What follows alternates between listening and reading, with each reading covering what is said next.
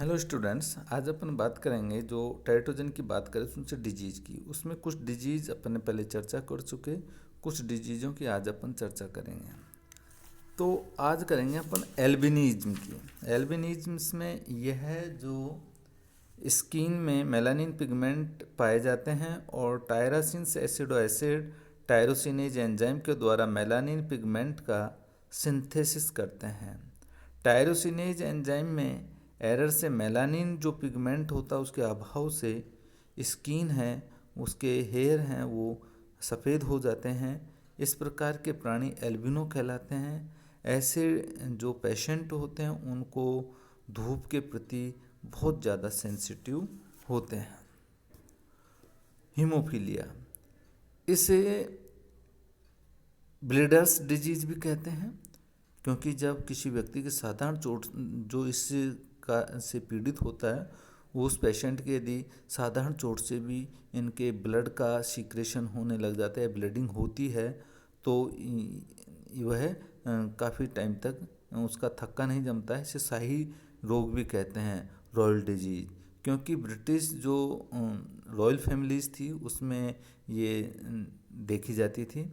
और यह डिजीज़ जो सेक्स लिंकेड जो जीन्स होते हैं उनमें म्यूटेशन के कारण ये उत्पन्न होता है।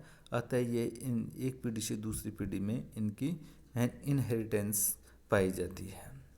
Sickle cell anaemia, sickle cell anaemia में क्या होता है कि जो अपनी सेल्स होती हैं वो सिकल लाइक स्ट्रक्चर बन जाती है और हीमोग्लोबिन के द्वारा जो ऑक्सीजन का ट्रांसफ़र किया जाता है, तो हीमोग्लोबिन में 2 अल्फा व 2 बीटा पॉलीपेप्टाइड्स जो चेन पाई जाती हैं और हीमोग्लोबिन की बीटा चेन की 6th स्थिति पर सामान्यतः ग्लूटामिक एसिड पाया जाता है। ग्लूटामिक एसिड्स का विस्थापन बैलीन से होने पर हीमोग्लोबिन जो मॉलिक्यूल्स होते हैं उनके बीच में फ्रिक्शंस पैदा हो जाता है। हीमोग्लोबिन के जो मॉलिक्यूल्स होते हैं वो जुड़कर एक रॉड लाइक स्ट्रक्चर में व्यवस्थित हो जाते हैं और आरबीसी होती है वो सिकल शेप्ड हो जाती है। ऑक्सीजन की जो ट्रांसफ़र कैपेसिटी होती है वो घट जाती है।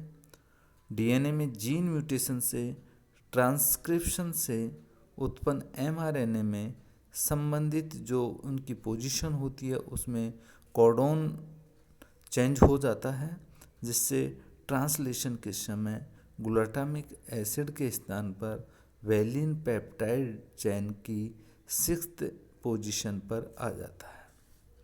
अब आता है कलर ब्लाइंडनेस। यह जो जेनेटिक डिजीज में जो अप्रभावी जीन से एरर से उत्पन्न होता है और इसमें जो पेशेंट होता है उसको रेड एंड ग्रीन्स में डिफरेंट उन कलरों में डिफरेंट नहीं कर पाता है।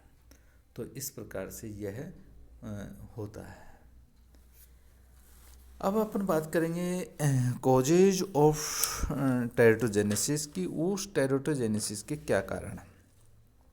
और हम जानते हैं कि जो एम्ब्रियोनिक डेवलपमेंट में जीन्स तथा जो एनवायरमेंटल फैक्टर्स से प्रभावित होता है और इन कारकों में से किसी में परिवर्तन के द्वारा उनमें म्यूटेशंस उत्पन्न हो सकती हैं, वो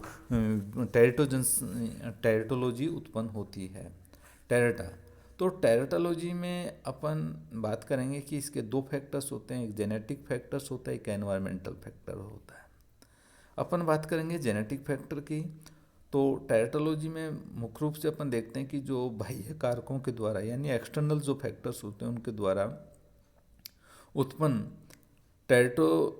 जो टेरेटा होता है उसका स्टडी किया जाता है। और ये जो जेनस जो फैक्टर्स होते हैं वो जेनेटिकली पदार्थ के द्वारा उसको इफेक्टेड कर एम्ब्रियो का जो डेवलपमेंट होता है उसको एबनॉर्मल कर देते हैं।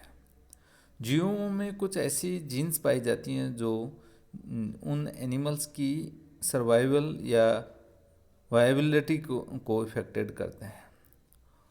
होमोजीनस स्टेज में पाए जाने वाले जीन्स जीन्स धारक की डेथ हेतु रेस्पॉन्सिबल होते हैं। ऐसे जीन्स को लेथल जीन्स कहते हैं। जैसे अपन देखते हैं कि जो चिक होती है उसमें सीपी जीन्स। तो यह जो जीन्स होते हैं वो होमोजाइगस स्टेज में लेथल इफेक्टेड जो लेथल अपना जो फैक्ट है वो पैदा करते हैं, जिससे जीन धारक सीपी वो एम्ब्रियो होता है एग से, जो हैचिंग के द्वारा बाहर नहीं आ पाते हैं और उससे पहले ही वो अपने आप को ख़त्म कर लेते हैं। हेट्रोजीनस के जाइगस की अपन बात करते हैं, उसमें सीपी प्लस में जो उन जो चिक होती हैं उनकी जो टांगों में टेढ़ापन या विरूपता उत्पन्न हो जाती है और उनकी जो लेग हैं वो छोटी रह जाती हैं। इस प्रकार की जो अन्य जो टेरेटा जीन्स हेतु यह आवश्यक नहीं कि उनका कंप्लीट पॉपुलेशन को वो इफेक्टेड करे। किसी पॉपुलेशन के कितने परसेंटेज एनिमल्स में कोई जीन अपना टेरेटा इफेक्ट्स उत्पन्न करता है, उसे उस जीन की पेनिट्रेशंस कैपेसिटी कहते हैं।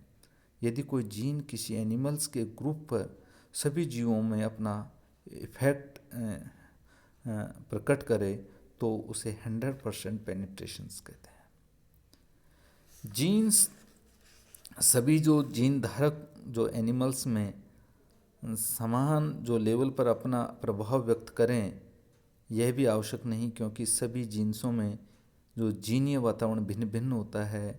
जीन्स किसी जीन धारक को कितना इफेक्टेड करती है उसे उस जीन की एक्सप्रेसिविटी कहते हैं। अतः एक्सप्रेसिविटी या उनकी जो पेनिट्रेशंस कैपेसिटी के आधार पर ही जीन में जो टेरेटा का इफेक्ट की जो कैपेसिटी होती है उसको ज्ञात किया जा सकता है। कुछ जो जीन्स होते हैं, जीन्स धारक होते हैं, वो कोशिका में डायरेक्ट टेरेटा उत्पन्न कर देते हैं और इस इफ़ेक्ट को ऑटोफेन कहते हैं। और सेल्स का फिनोटाइप स्वयं के जीन से इफेक्टेड होता है। कुछ सेल्स होती हैं उसमें टेरेटा जीन धारण करके भी स्वयं इफेक्टेड नहीं होता है, अपितु जो टेरेटा होता है वो जीन धारक जो सेल्स होते हैं उनके प्रभाव से अदर सेल्स की जो विसंगतियां हैं वो उत्पन्न हो जाती हैं, उसे एलोफेन कहते हैं। यदि म्यूटेशन से एनिमल्स के एक से अधिक कैरेक्टर्स इफेक्टेड होते हैं तो उसे प्लियोट्रोपी कहते हैं। अतः जेनेटिकली फैक्टर्स का टेरेटोजेनेसिस पर पड़ने वाले जो प्रभाव हैं उनका बहुत ज़्यादा मात्रा में स्टडी करने से पूर्व जीन की उपयुक्त जो कैरेक्टर्स ज्ञात करना अपरिहार्य होगा। चूँकि अधिकतर अपन देखते हैं म्यूटेशन वातावरणीय फैक्टर से उत्पन्न होते हैं, अतः इस संबंध में वातावरणीय कारकों के प्रभाव को समझना अधिक उपयुक्त होगा।